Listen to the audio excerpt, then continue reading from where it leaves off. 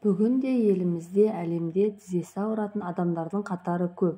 Созылмалы аурумен қатар кейде кішігірім жарақат алып жататын жағдайлар да кездеседі.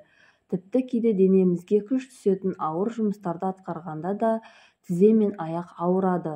Осындай сәттерде қарапайым ғана жаттығу түрлерін жасап, тізе, аяқ пен жамбас тұсының ауырғанын жеңілдетуге болады.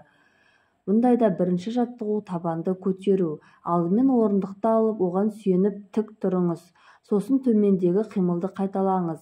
Бір аяғыңызды көтеріңіз, екінші аяғыңыздың өкшесін еденнен жайлап көтеріңіз. Түгелдей аяқтың ұшымен тұрғанша еденнен көтерілу қажет. Содан кейін қайтадан өкшеңізді еденге баяу түсіріңіз.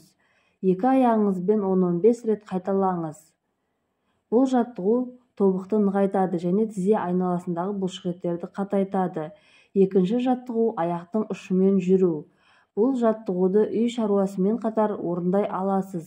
Аяқтың ұшымен тез жүру балтырды, аяқ саусақтарын нығайтады.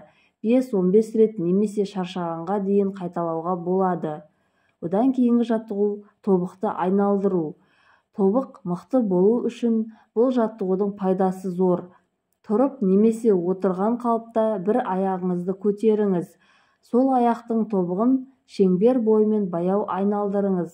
Әр аяқпен сағат тілімен және сағат тіліне қарсы 10 рет қайталаңыз. Одан кейінгі жаттығу қарсыласу жаттығуы. Бұл жаттығуды орындау үшін эспандер лентасы қажет болады. Лентаны диванның аяғымен немесе кез келген басқа жиһазға бекітіп алыңыз. Тізеңізді сәл бүгіп, бір аяқты екінші аяғыңыздың астына өткізіңіз. Жоғарғы аяқты лентаға салыңыз.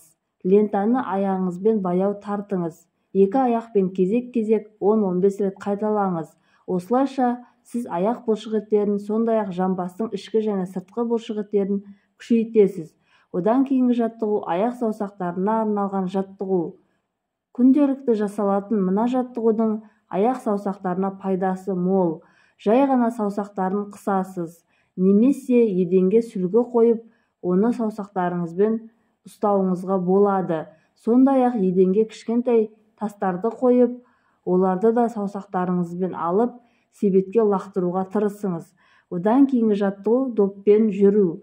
Табанды тынықтыру үшін доппен массаж жасау керек. Теннис добын немесе шағындау кез келген допты алуға болады. Орындыққа отырыңыз. Табанның астына допты қойып, оны басып айналдырыңыз. Баяу немесе қысыммен допты аяғыңызбен саусақтарыңызға және артқа айналдырыңыз. Одан кейінгі жаттығу аяққа массаж жасау. Егер күні бойы ұзақ жүргеннен кейін аяқтарыңыз ауырса, екі қолыңыздың бас бармақтарымен аяғыңызға массаж жасаңыз. Аяқ саусақтарын 15 минут ақырындап уқалаңыз. Бұл аяғыңыздың демалдыруының қарапайым және жылдам әдісі. Осы 6 жаттығу бойынша тізе, аяқ және жамбас ауырғанын жеңілдетуге болады.